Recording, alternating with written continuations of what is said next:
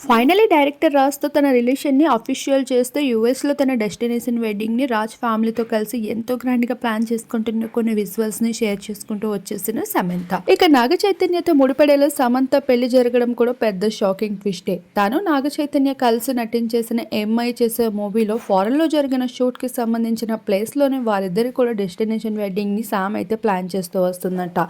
ఈ విషయాన్ని తెలుసుకున్న సన్నిహితులందరూ షాక్కి గురవుతూ ఉన్నారు. శామ్ ఇంత పర్సనల్గా తీసుకుంటూ ప్రస్తుతం కూడా చై జ్ఞాపకాల నుండి బయటికి రావట్లేదు అన్న క్వశ్చన్ మార్క్ కూడా మిగిలిపోయింది.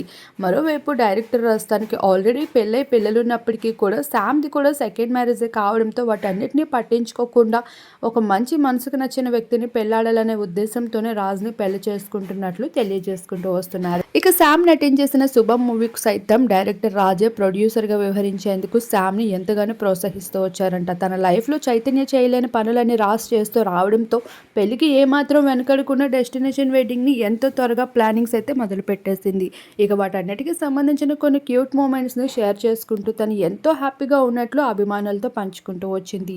ఇప్పటికే శామ్ ఎప్పుడు సాడ్గా ఉంటుంది అనుకుంటున్న తన ఫ్యాన్స్ అందరికీ ఒక క్లారిటీని అయితే అందించేసిందని చెప్పుకోవచ్చు. తన ఫ్యూచర్ లైఫ్ ఎంత హ్యాపీగా ఉండబోతుంది అనే విషయాన్ని షేర్ చేసుకుంటూ.